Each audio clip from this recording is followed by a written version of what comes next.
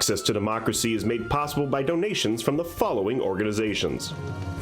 Thomson Reuters, a global company with expertise and insight to unravel complex situations in the areas of law, tax, compliance, government, and media. Their worldwide network of journalists and editors keep customers up to speed on relevant global events. Thomson Reuters, the Answer Company. The division championship Minnesota Twins are looking to go all the way to the World Series in 2024.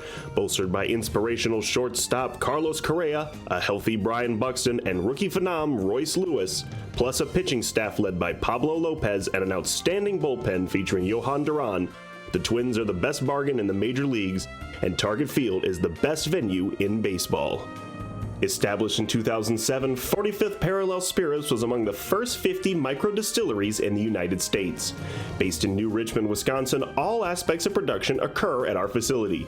If you're interested in visiting and learning more about the 45th Parallel Distillery, please check our website and plan a visit to tour our facility and taste our spirits.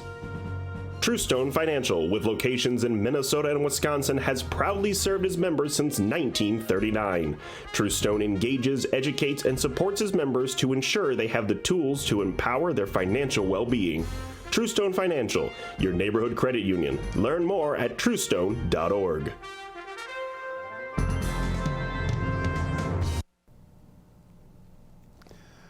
Welcome to Access to Democracy, and thank you for joining us. I'm your host, Bill Raker. We're welcoming as our guest today, Sarah Alig. Sarah is the Assistant City Administrator for the City of Eagan, Minnesota. And with Sarah, we're going to be talking about one of the aspects of local government, the City Council's use of advisory commissions. But before we get into that, let's have Sarah share with us a little bit of her background and her interest in being involved in local government and local city operations, and explaining what your role is here with Eagan. Sarah, welcome to Access to Democracy. Thank you so much, Bill. Thank you for having me here today. You ask about my background and what drew me to the city of Eagan. I grew up in Kansas, and I got my master's in public administration from the University of Kansas. I moved to Minnesota in about 2015 to work for the city of Woodbury, where I really, I think, got my feet under me in the world of local government and public administration. And then coming up on 2 years ago, I had the opportunity to come to the city of Eagan to serve as Assistant City Administrator. For me, it really is a dream come true. It's a city that's committed to public service and excellence in public service, and really an opportunity to work on things that align with my goals and my passions, including sustainability, race equity, and really collaborative workforce. Well, it sounds like you have an interesting role to in your job there at City Hall.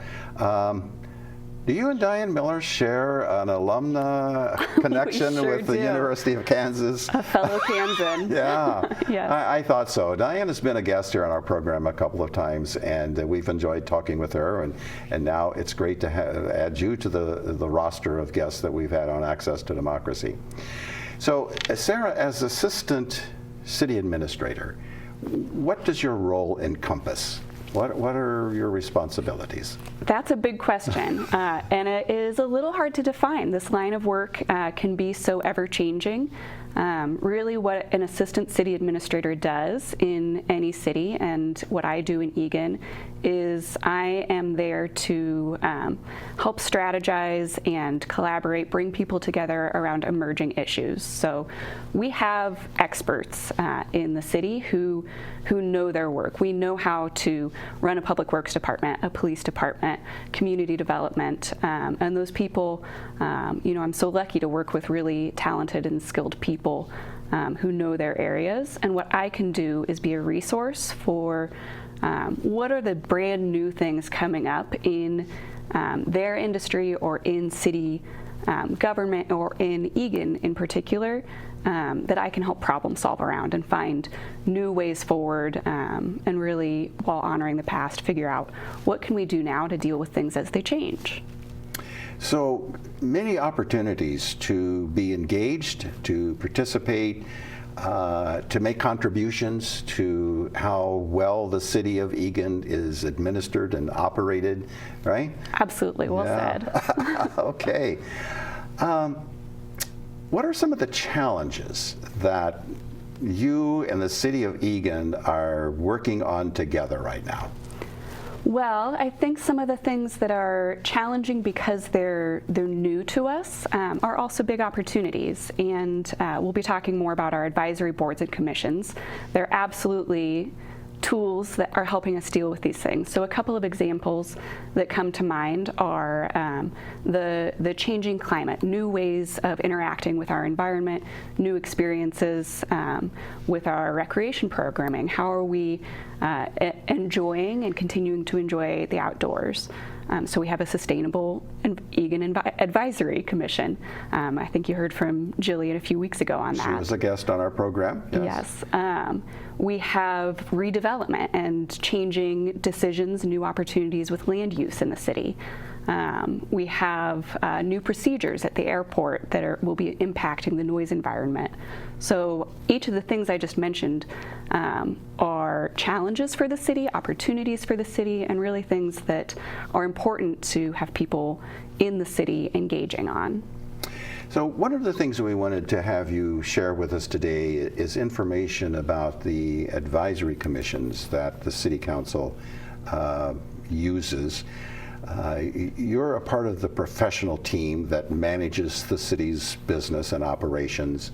The City Council and Mayor are elected officials of the city and really have a different role to play than the administration of the city.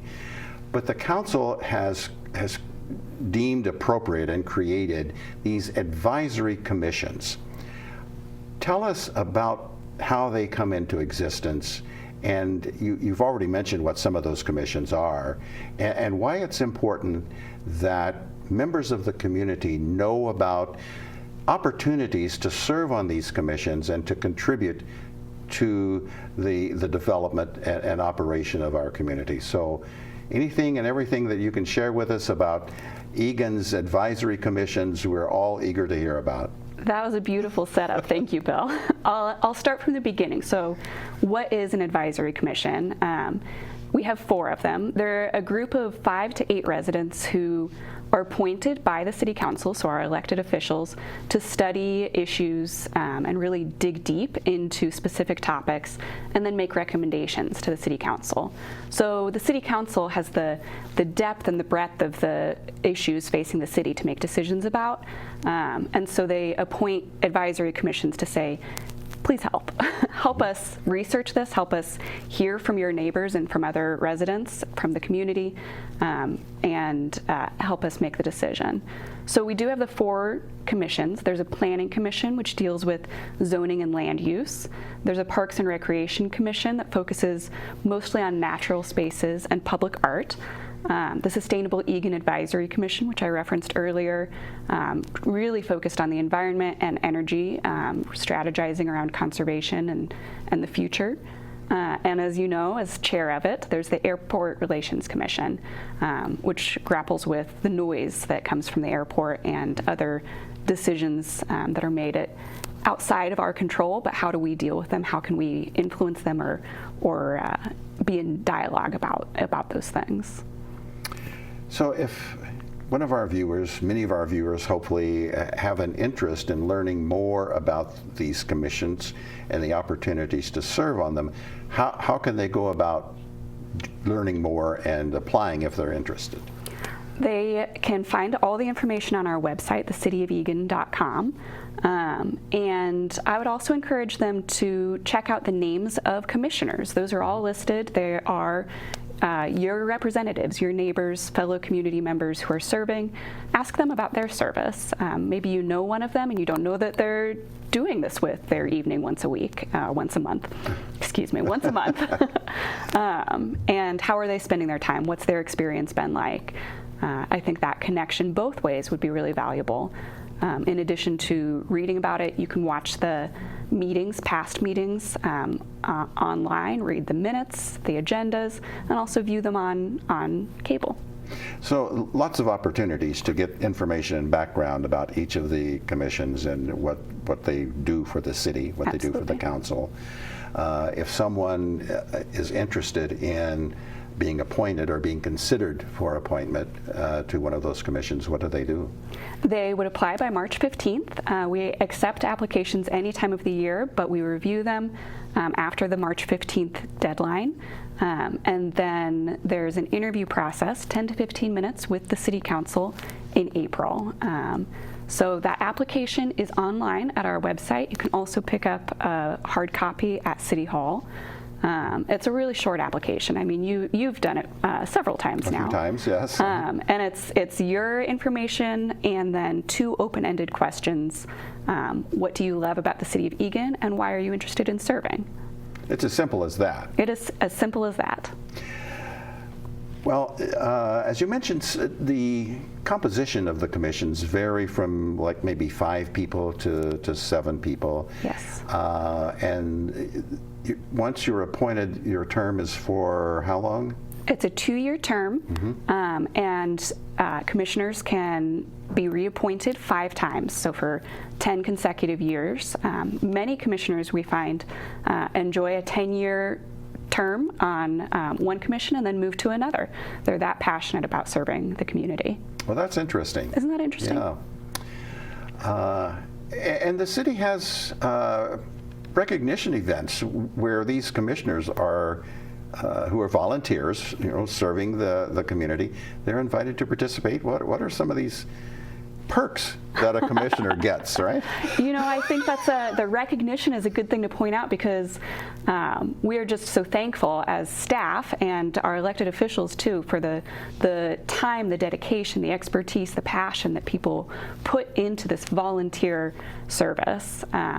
Some of the other benefits, I think, we want to recognize and show that gratitude, but I think that there's also really a sense of satisfaction that commissioners get from their service, the sense that they have made an impact on the community in a way that matters to them, that they've had a chance to maybe grapple with some tough issues, to come in with one viewpoint and through conversation change their viewpoint or persuade others of it for the best outcome, for the best solutions to any problem.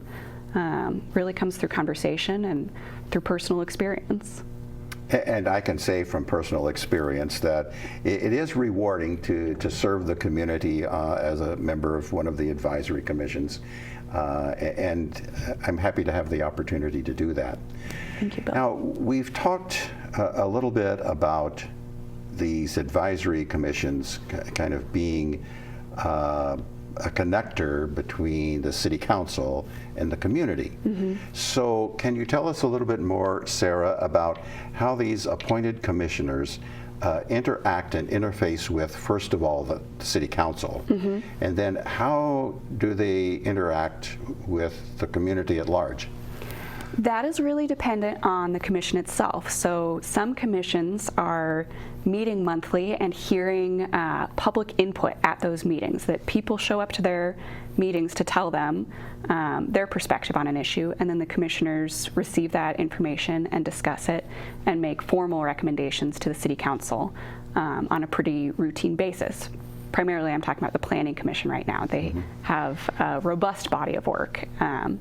There's also commissions that deal with issues as they emerge. So as you know from your experience on the Airport Relations Commission, sometimes the work of that commission is to simply monitor what might the impact be from our neighbor, the airport. Mm-hmm. And sometimes the commission gets reactivated to deal with proposals or new ideas that we have an opportunity to provide feedback on to the airport and the FAA, the Federal Aviation Administration. FAA. Whenever a commission holds a meeting, irrespective of what the frequency is, whether it's once a month or every other month or maybe weekly, I don't know, mm-hmm. they're always open to the public. Yes. And any member of the community can come in and sit in and listen to the deliberations and the discussions that the commission has. and there's a comment period where people from the public can make their views heard to the commission? Yes, absolutely. I think it's such an important thing for people to know that they can come and simply listen, that to walk into a room where this kind of formal body is meeting can feel really intimidating, but it's such a good way to learn. And nobody will look at you like, why are you here? We'll look at you like, yeah, you came. And if they can't come in person or they don't want to come in person, these meetings are broadcast? Yes. So how would one access viewing of this commission meeting, any commission meeting? So it's broadcast on television. It's also all recorded and available online, again, at the cityofelgan.com website. You can view past meetings. You can view the packet materials, so the things that the commissioners themselves have seen in advance, and what the agenda for the meeting is, and minutes of past meetings too. So you don't have to watch through the video. You can scroll through and say, oh, I would be really interested in seeing more about that topic, and then you know where to go in the video. Which is important for people to know how to research something if they have a question or want to dig deeper into what the issue is. So these meetings are streamed by Eagan TV. Yes. Okay, now Eagan TV doesn't have a commission, does it?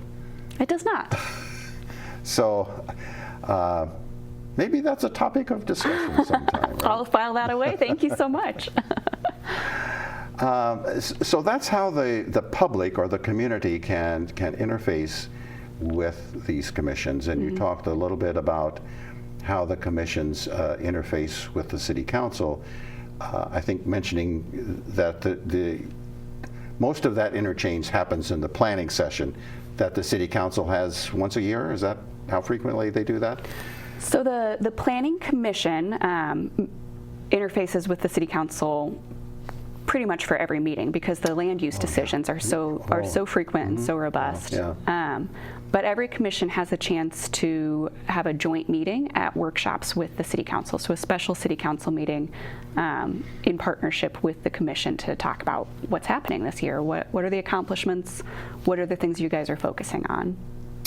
So one of the important things to note is that each of these commissions has a city staff member that is their liaison. Yes. Okay, so tell us about that role, because you are a liaison yourself to the Airport Relations Commission. So how does that role work? It's a fun role. I think that being a liaison to a commission is one of the great things that we get to do in the professional side, the administration side. It's really rewarding to be able to work with such passionate, expert, remarkable individuals who've been appointed onto these commissions. And like you said, I am the liaison to the Airport Relations Commission. Other staff members are the liaisons to the Planning and the Parks and Recreation and the Sustainable Eagan Advisory Commissions. Well, I don't think it would be quite fair to ask you to talk in great depth about what the other liaisons do to the other commissions, but I know part of your role with the Airport Relations Commission is to serve on something called the NOC.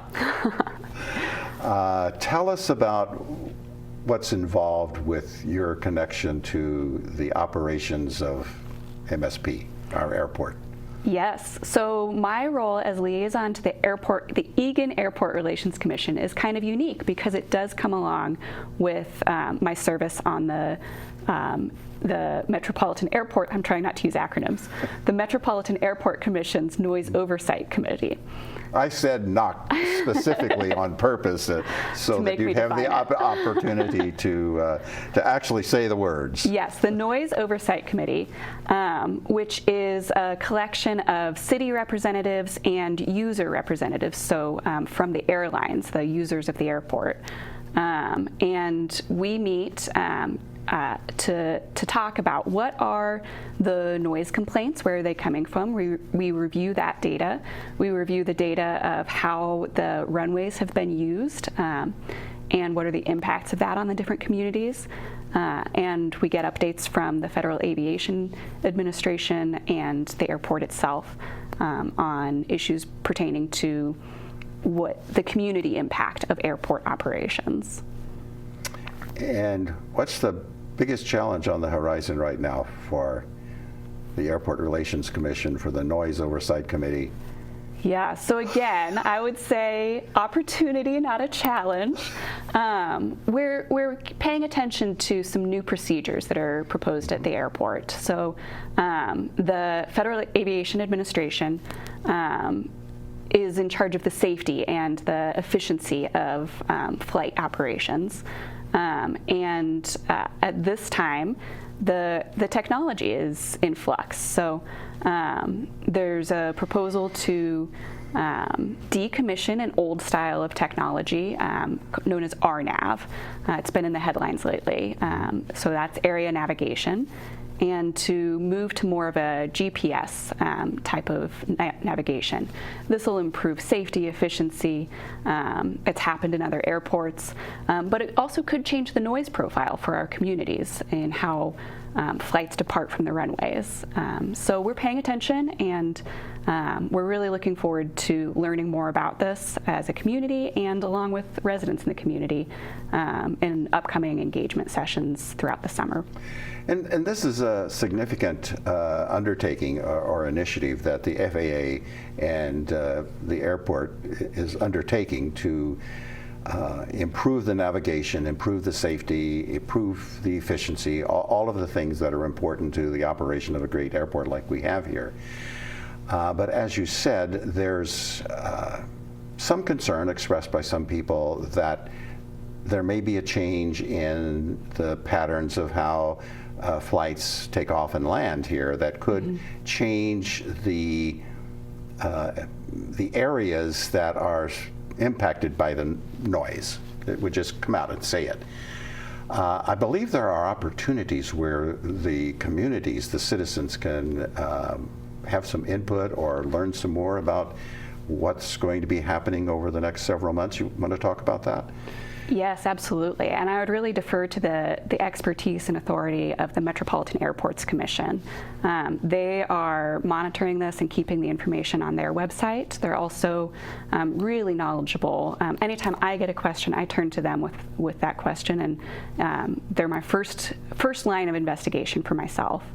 I also think that one thing I want to point out is how cool an example this is of the work that advisory commissions do. So this is a brand new emerging topic, and the advisory commission is in a position to be the liaison itself. We've used the word liaison for me, but also the commission is a liaison between our community and the subject matter experts at the airport. So I know you know this. It's a swift learning curve. It's tough to get all the information and get it right, get the terminology right, learn all these acronyms. But as a commissioner, you have the opportunity to do that and to really be thinking through the implications. What does this mean for me as a resident? What does this mean for my neighbors and our community? And my role is to help you have the information you need to think through those implications. Well, you highlighted an interesting aspect of serving on a commission, about learning about what's going on at the airport, really, learning a lot more. And that is an opportunity that every member of every commission has. It's not just a one-way kind of contribution from the commission to the city council, but it's a venue, it's an opportunity where serving on a commission allows the person to understand and appreciate a whole lot more about how the city government operates. Right? Yes. It's a learning experience. It's not just a contributing experience. It really is. It's a huge learning experience. I think that's why we see so many people come back for a second, a third, a fourth, a fifth term, and then even move to other commissions, because they value that opportunity to dig deep and to see beyond the threads into the tapestry that the city is created of. This has been a very fascinating discussion, Sarah. We really appreciate you being a guest on Access to Democracy. We have a couple of minutes left to wrap this up. Anything special or specific or particular you'd like to leave our viewers with today? I think the most important thing that I want to leave viewers with is the call to action, to check out our website, to apply for a board or commission, and to see what the experience is like. I think it's such a cool illustration of truly access to democracy, that this is the boots on the ground way to get involved in the community. Well, I'm glad you made that reference to access to democracy because I was thinking about doing that myself. It's a great connection. It's a great segue. And we're just fortunate to have you as a part of the city administration here in our great city of Eagan. And you've given us a lot of insight into how the city government works and the roles that commissions play in helping the city council and being a conduit between the council and the community. So you want to make a final pitch for members of the community to get involved and serve on a commission? Yes, apply, be one of our commissioners. It's a great experience. It's a learning curve. And if not a commission, if that is not the thing that calls you to serve, there's so many ways to get involved in the community. And those are all listed on our website as well. Things that maybe your passion is ponds and clean water. Maybe your passion is safety. Maybe your passion is ETV. All of these are things that you can get involved with through the city. And Sustainable Eagan Advisory Council is the newest advisory council, I think, that the city has created, right? I don't know if it's the newest, but it certainly has been a very active one recently, and I think one of the best examples of the impact you can make, the change that you can create as an advisory commissioner. Well, thanks for that insight. We appreciate that, Sarah. Our guest on Access to Democracy has been Sarah Alig, the Assistant City Administrator for Eagan. Thank you for joining us. Thank you for watching. And if you'd like to see other episodes of Access to Democracy, go to accesstodemocracy.com. Thank you.